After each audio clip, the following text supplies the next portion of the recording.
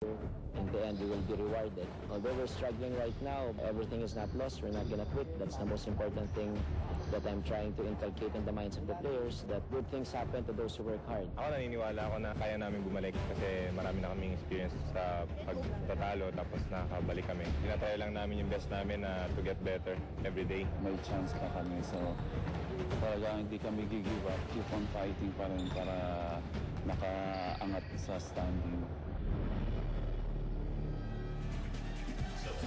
Well, Pure Foods showing that never say die spirit. Certainly in this opening quarter. Bagamat lumamang ng 6 Red Bull, biglang nabuhay ang opensa ni James Yap with a TM3. Kapit sa inyo ng bagong TM Discarte Sim, 30 pesos lang, may bagong diskarte ka na. Kaya si James Yap nakukumpara kay Coach Alan Kaidigan sa kanyang triple.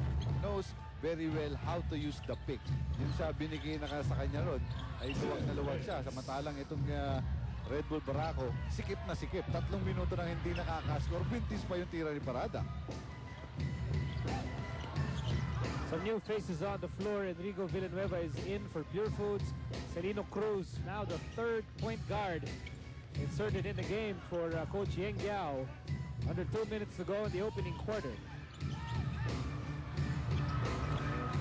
Tables have been turned here. Red Bull na naghahabol dito.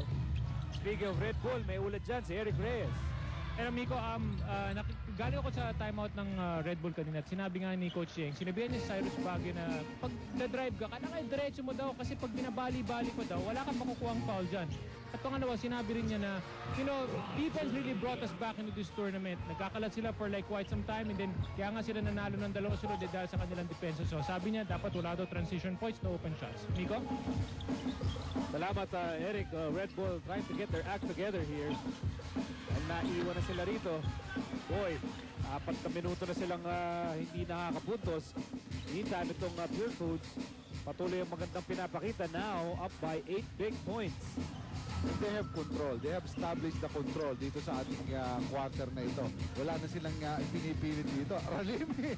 Ginula tayo! 3-pointer yan! Magsalita ka, amigo. I am stunned. Here's Parada. Boy, Red Bull simply cannot buy a basket samantalang yung Pure Foods. Pa 3 points na si Reda Ralimi. May mga bagay talaga na nakakahawa. Bakit nga naman hindi? Kirby Raimundo nagsimula ng 3-point shooting lang. Yung jump, understandable. Sa kanya talaga yan.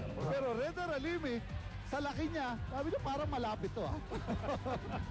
TM3 yun, para kay Ralimi and everything clicking here para sa Pure Foods. And you ordinarily see 7-footers take those shots. Kapag mga last 2-3 seconds na lang sa kanilang shot. Na. Oo, pero yun, bagong ikot pa lamang. Yung kanilang 24-second shot clock. Pero, ano siya mapapagalitan? Swak na swak yung 3-pointer. As Adam Parada is given another free throw for lane violations. Free throw for Adam Parada.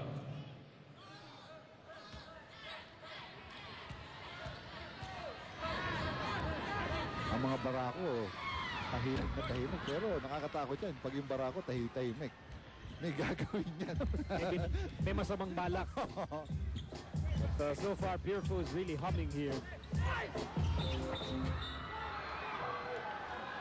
That's an offensive foul against Roger Yap. But that's a specialty of the house. I mean, if you're a small point guard, you play Pure Foods, you have to be ready to play defense against Roger Yap. Yeah, who would muscle his way inside, even bring you to the post, just like what he did. But he overdid it actually, and you'll be called for the offensive foul. 10 seconds remaining dito sa opening quarter. Jojo Duncil looking for Parada. 6 seconds remaining in the quarter. Duncil on the move. Duncil all the way. Yes, sir! Pinalit kay Cyrus Baguio na nasabihan kanina na wag na raw ibali. Etong si Duncil, binali pa rin. Dali, pumasok naman. At sa magtatapos ang opening quarter. Pure Foods, they were trailing by 6 points early in the opening quarter, and then Reda Ralimi came to life and really outworked Red Bull's defense with a sterling opening quarter performance. Kaya lamang ang Pure Foods 26-18 after the first 12 minutes of play. We'll be back with the second quarter.